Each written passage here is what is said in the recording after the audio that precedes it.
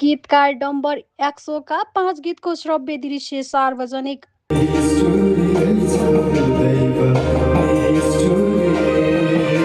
गीतकार डम्बर एक्सोद्वारा रचित 5 गीतको श्रव्य दृश्य सार्वजनिक गरिएको छ। गीतकार सङ्घ नेपालका पूर्व अध्यक्ष शुभ मुकारुङको सभापतित्व एवं सङ्घका अध्यक्ष वसन्त विद्यासी थापाको प्रमुख आतिथ्यतामा 5 गीतको श्रव्य दृश्य सार्वजनिक गरिएको हो। सेवा रेकर्डिङको आयोजनामा भएको उक्त कार्यक्रममा उपस्थित अतिथिलाई सङ्गीतकार शान्तिराम राईले स्वागत मन्तव्यद्वारा स्वागत गरेका थिए। सङ्गीतकार राईले गीतकार डम्बर एक्सोको संक्षिप्त परिचय दिँदै जीवनका अनुभवलाई गीतमा सरल तरिकाले प्रस्तुत गरेको बताए। डम्बर एक्सो कहाँनिर हुनुहुन्छ भन्ने कुराको छोटो एउटा सङ्केतसम्म मैले गर्न सक्छु। म खासै त्यस्तो विज्ञ होइन। डम्बर एक्सो 2016 सालमा जन्मिनु भयो। उहाँको गाउँ चाहिँ हाङपाङ स्थित सरस्वती माध्यमिक विद्यालय, उहाँ त्यहाँ पढ्नु भयो एसएलसीसम्म। र त्यसपछि 35-36 सालतिर चाहिँ उहाँ लगभग केही महिना मास्टरी पेसा पनि गर्नुभयो, मास्टर टिचिङ पेसामा पनि लाग्नुभयो। त्यसो गर्दा गर्दै उहाँ आफै पनि फेरि ब्रिटिस लाहुरे बन्न पुग्नुभयो। त्यो चाहिँ उहाँ नेपालमा रहेर खास गरेर विभिन्न सङ्घ संस्थाहरूमा आबद्ध हुनुहुन्छ र अझ त्योभन्दा बढी चाहिँ नेपाली गीत सङ्गीतमा उहाँले यति धेरै काम गरिरहनु भएको छ। आफ्नो सुन्दर सृजनाहरू, आफ्ना सुन्दर कृतिहरू उहाँले नेपाली जनमानसमा, नेपाली श्रोता दर्शक माझमा निरन्तर रूपमा ल्याइरहनु भएको छ।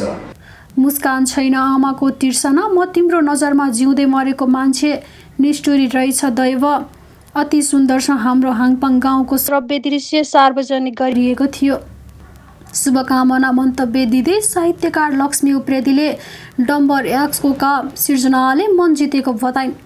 साहित्यकार उप्रेतीले गीत सङ्गीत र साहित्य देशको अभिन्न अङ्ग भएको बताइन्।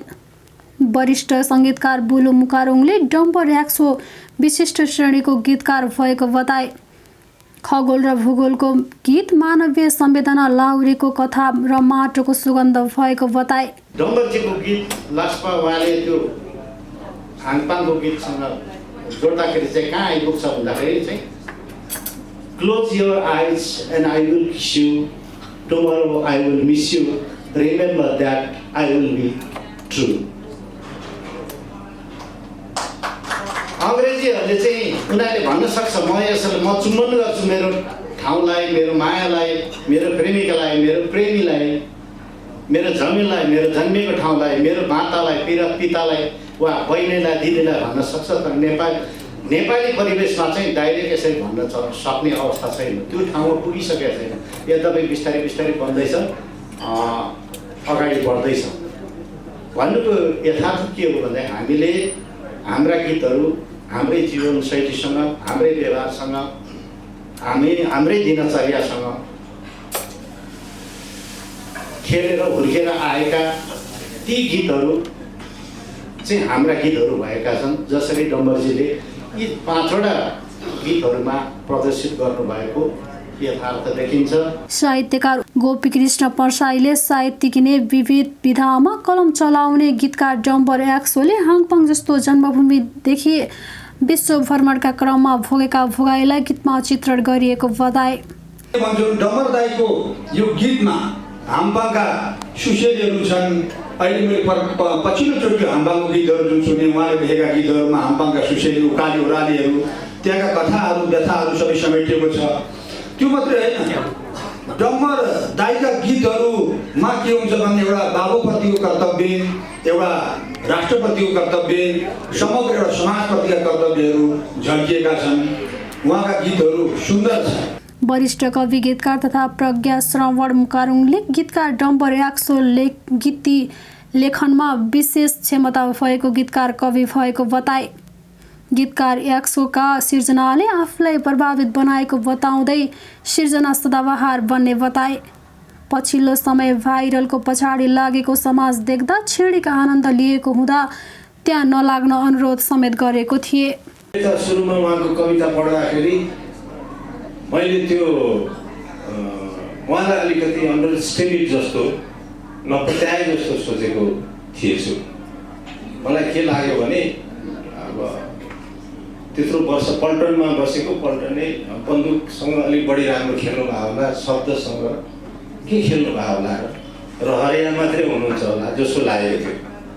र पछि जब मैले उहाँको कविताहरू पढेँ, अहो मैले 40-42 वर्ष चाहिँ मैले आफूले कवितै लेखेर यात्रा गरेर आइसकेँ। अब सर्पको खुट्टा सर्पले देख्छ नि त। मैले उहाँमा एउटा असाध्यै म उहाँको रचनाहरूबाट प्रभावित भएँ, उहाँको सृजनाहरूबाट।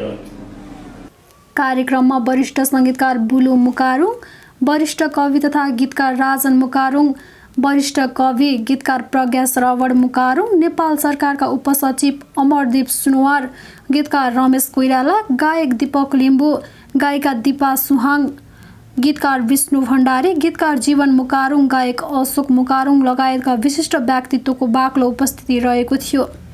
कार्यक्रम सेसेमी लिम्बूले सञ्चालन गरेकी थिइन्। जुन गीतहरूले मन मुटु हृदयमा छोएको छ, त्यस्तै गरी कति कुराहरू थाहा नपाएका आफ्नो ठाउँका आफ्नो गाउँको परिवेशका चिनारी र पहिचानका गीतहरू सुनियो र भिडियो पनि हेऱ्यो, जसको लागि डम्बर एक्सोज्यूलाई हार्दिक बधाई तथा निरन्तर सृजनाको लागि शुभकामना दिन चाहन्छु। र विभिन्न वक्ता वक्तव्यमा आइसक्यो उहाँका चर्चा परिचर्चा र उहाँका सृजनाका कुराहरू र यी सृजनाहरूलाई अब उपरान्त हामी आफूले संरक्षण र प्रबन्धन पनि गर्नुपर्छ र हिजोको अवस्था परिस्थिति जस्तो होइन कि सङ्गीत हामी मनोरञ्जन मात्रैको रूपमा लिने अथवा हामी आफूले चाहना इच्छा पुरा गर्ने मात्रै होइन। हाम्रो नेपाली गीत सङ्गीतले हामी आफूलाई कुनै पनि बखत कुनै पनि अवस्था परिस्थितिमा या रोदनमा होस् या बिछोडमा होस् या दुःखमा होस् या सुखमा होस् या मनोरञ्जनको बेलामा हामीलाई औषधिको काम गर्छ। यस्तो चिज वस्तुलाई हामीले संरक्षण नगरी कसले गर्छ? तसर्थ अब उपरान्त जसरी भौतिक कुराहरूको सम्पत्तिलाई हामीले संरक्षण दिन्छौँ, जस्तै घरको लाइसेन्स हुन्छ,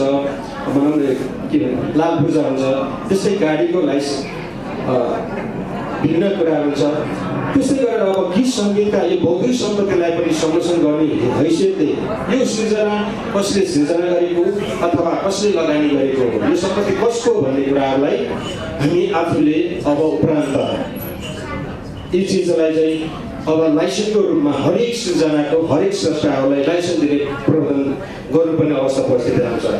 किनकि नेपाली गीत सङ्गीत मात्र होइन, विभिन्न गीत सङ्गीतहरूले हामी स्रष्टा सर्जकलाई निश्चित रूपमा रोयल्टीको रूपले होस् अथवा लगानीको रूपमा बिक्री वितरण गरेको रेभिन्यूको रूपमा होस्, धेरैभन्दा धेरै साथ र सहयोग दिएको छ र आत्मनिर्भर गर्ने पाटोहरू पनि आएको छ। तसर्थ गीतकार सङ्घ नेपालले हरेक स्रष्टा सर्जकको उहाँको गीत पक्कै हो भन्ने कसरी प्रमाण गर्ने त?